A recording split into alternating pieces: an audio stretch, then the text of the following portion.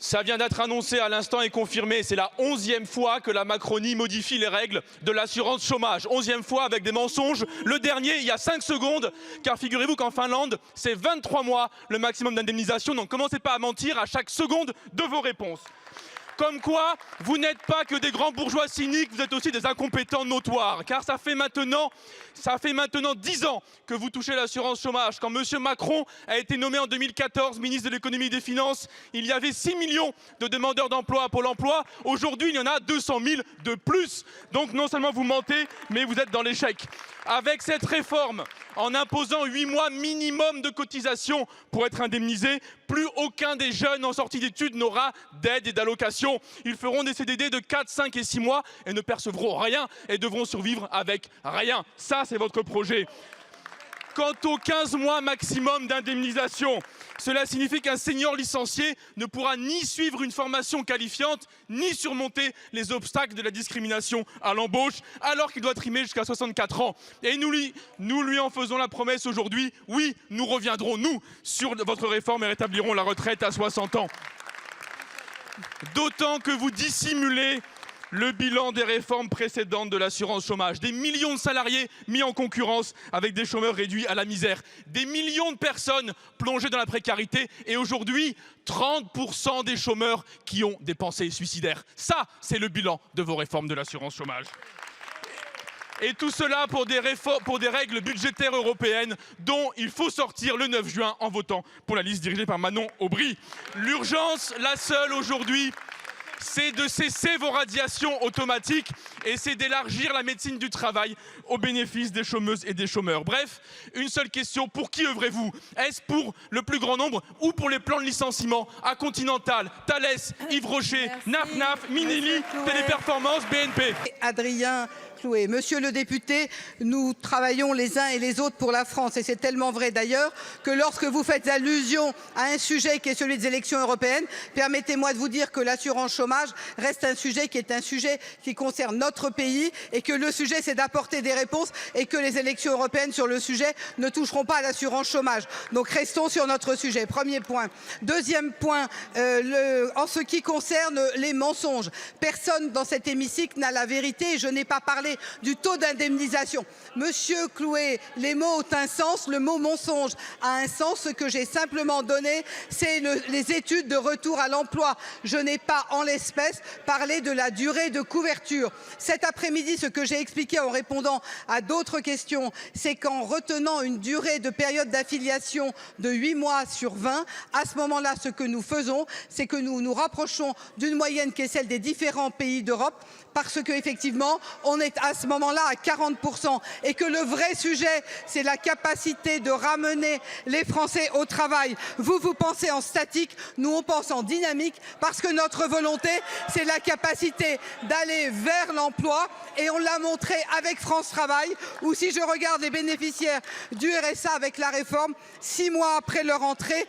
43% des personnes accompagnées par France Travail ont retrouvé un emploi. C'est ça le résultat. Et c'est cela qui nous différencie, retrouver un emploi et non pas rester au chômage. Monsieur le Premier ministre, un autre 29 mai, par référendum en 2005, le peuple français vous a dit non.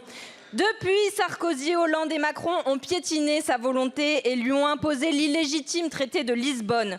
L'austérité comme seul cap, la concurrence comme seul principe politique. On pourrait pourtant désobéir pour refuser d'appliquer la casse sociale de Bruxelles. Vous le faites déjà sur certains sujets, mais toujours et uniquement pour de mauvaises raisons. Monsieur le Premier ministre, vous vivez dans une bulle d'opulence et de confort. Vous ne connaîtrez jamais dans votre chair la souffrance des parents d'Orly qui n'ont pas d'instituteur pour leur enfant de CP depuis 6 mois, qui doivent quitter leur emploi pour s'en occuper. Vous ne saurez jamais ce qu'est l'angoisse de ne plus avoir d'hôpital à moins d'1h30 en voiture, les tourments de ceux qui renoncent à se soigner. Chacune de vos décisions cause autant d'humiliation et de violence quotidienne. Monsieur le Premier ministre, vous et les vôtres, vous avez fait sécession. Écoles, cliniques et jets, pour vous, tout est privé et les Français, eux, sont privés de tout. Vous allez me répondre Vous allez me répondre par le niveau de dépenses publiques, mais personne dans ce pays ne vous demande l'aumône. Juste de cesser l'immense opération de détournement de fonds publics que vous menez avec la complicité de l'extrême droite au profit des plus riches qui n'ont que 20% de prélèvements quand les plus pauvres ont 50%.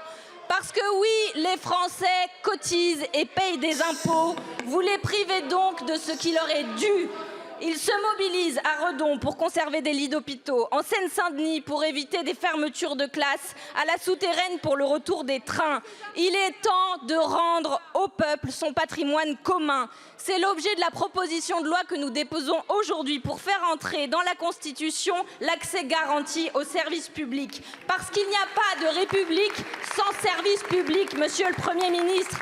Les Français choisiront de s'insoumettre le 9 juin avec l'Union populaire. Députée Clémence Guettet, comme souvent, il n'y avait pas de question dans votre question. Et donc, je crois que c'est l'objet de ces questions au Premier ministre que de poser une question et de recevoir une réponse. Vous avez commencé en rappelant le référendum sur la Constitution européenne et cette date.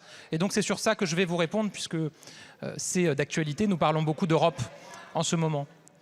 Je me souviens des débats qui avaient eu lieu à l'époque. Je pense qu'on s'en souvient tous. Se rappeler de ce moment, de ce référendum, c'est aussi mesurer le chemin qui a été parcouru depuis. Moi, je me souviens qu'à l'époque, je commençais à m'intéresser à la politique, les débats étaient très largement consacrés au travail détaché, à ce problème dont on parlait beaucoup du plombier polonais. On n'en entend plus parler dans cette campagne. Pourquoi ? Parce qu'avec le président de la République, nous avons réglé le problème. On entendait parler à l'époque d'arriver enfin à un salaire minimum européen. On a réglé ce sujet avec enfin une directive européenne sur un salaire minimum. On entendait parler d'initiatives européennes sur la transparence salariale pour arriver à l'égalité salariale entre les femmes et les hommes. Enfin, un texte européen a été pris sur ce sujet. La réalité, c'est que ces dernières années, nous avons progressé comme jamais sur l'Europe sociale. Et nous ne l'avons pas fait grâce à vous. Nous l'avons fait malgré vous, parce que vous ne travaillez pas au Parlement européen et systématiquement, vous vous opposez à toutes les avancées, à toutes les mesures que nous portons. Donc je vous remercie, Madame la députée, de nous donner l'opportunité et la possibilité de mettre en avant ce qui, depuis 2005, a progressé en Europe pour l'Europe sociale et ce que nous entendons continuer à faire progresser dans les années à venir. Augmentation du temps de cotisation sur une durée plus courte pour une indemnisation moins longue. Ce n'est plus une réforme, c'est un coup de poignard dans le dos des Français. Des décennies de lutte pour davantage de droits et pour une meilleure protection des travailleurs renversés en un simple claquement de doigts. Qu'ont donc fait les personnes privées d'emploi pour mériter votre haine? Les femmes et les hommes que vous ne cessez d'attaquer ont pourtant pour unique souhait de réintégrer le marché de l'emploi. Mais votre seule réponse est de faire croire qu'ils sont responsables de leur situation. Comment pouvez-vous prétendre aider les personnes privées d'emploi alors que près de la moitié des inscrits n'est déjà pas indemnisée? Comment pouvez-vous prétendre vouloir accompagner les seniors après avoir imposé un allongement de l'âge de départ à la retraite et vous être attaqué à leur régime spécifique d'indemnisation? Non, Monsieur le Premier ministre, les difficultés de toutes ces personnes n'ont pas disparu.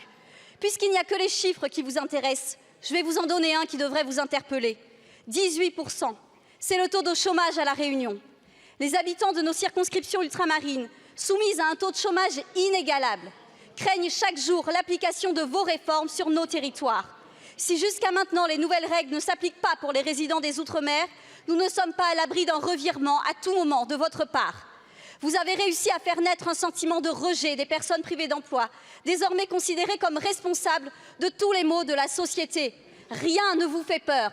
Faire des économies ne peut être une raison légitime pour mettre en jeu la survie de nos concitoyens.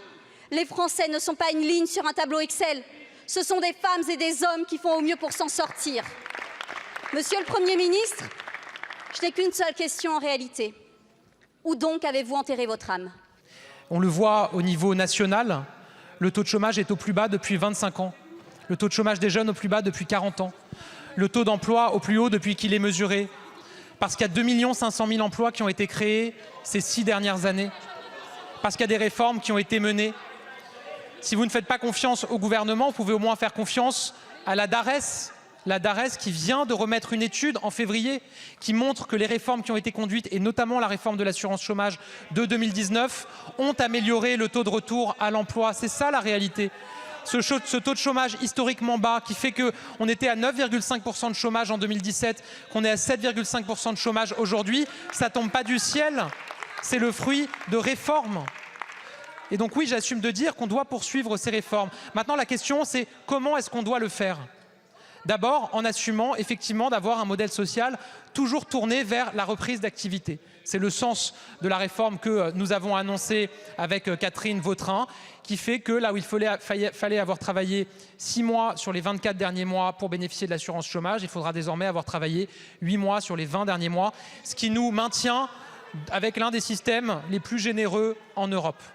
Mais le deuxième objectif, c'est évidemment de tout faire pour améliorer le taux d'emploi des seniors, avec la mise en place d'une nouvelle mesure, le bonus d'activité senior, qui va permettre à des seniors qui reprennent un emploi de conserver une part de leur assurance chômage, de leur allocation chômage, pour précisément leur permettre d'améliorer leur rémunération au moment où ils prennent un emploi. Et puis le troisième objectif, c'est évidemment d'impliquer les entreprises dans le recrutement de seniors. Évidemment, elles ont une responsabilité en la matière. Mais aussi évidemment dans la lutte contre les contrats courts, qui, quand ils sont subis, pénalisent les salariés en premier lieu. On a mis en place un bonus-malus sur les contrats courts, qui là aussi a produit ses effets. Et les études le montrent. Le bonus-malus dans les 7 secteurs économiques où il a été mis en place a produit des effets en termes de réduction du nombre de contrats courts et en amélioration de la qualité d'emploi pour les salariés. Nous souhaitons généraliser progressivement ce bonus-malus en l'étendant à d'autres secteurs. Nous allons y travailler avec Catherine Vautrin, Bruno Le Maire et le gouvernement pour définir le rythme auquel nous allons le faire. Vous le voyez, notre seul objectif, c'est de sortir de la précarité les Français qui y sont plongés. Le meilleur moyen de sortir les Français de la précarité, et je pense qu'au moins là-dessus, on peut se rejoindre, c'est de leur permettre de trouver un emploi. Et donc on doit tout faire pour que des emplois soient créés dans notre pays. 2 500 000 emplois ont été créés grâce à notre politique. La France est le premier pays le plus attractif pour les investissements étrangers en Europe depuis 4 ans. Des emplois continuent de se créer. 50 000 créations d'emplois au premier trimestre, là où nos voisins et notamment l'Allemagne sont en récession. Il faut s'en réjouir. Donc une fois qu'on a créé ces emplois et qu'on continue à les créer, avoir un système d'assurance chômage, un modèle social qui accompagne davantage vers l'activité, qui accompagne, qui tend la main, qui forme, qui aide pour arriver à la reprise de l'emploi, ce qui devrait être, je le dis ici, l'objectif que nous partageons tous. Monsieur le Premier ministre, vous dites une chose, vous faites exactement l'inverse. Je citerai André Chassaigne pour illustrer ce propos. Vous avez la queue du renard qui vous sort par la bouche et vous dites encore que vous ne l'avez pas croqué.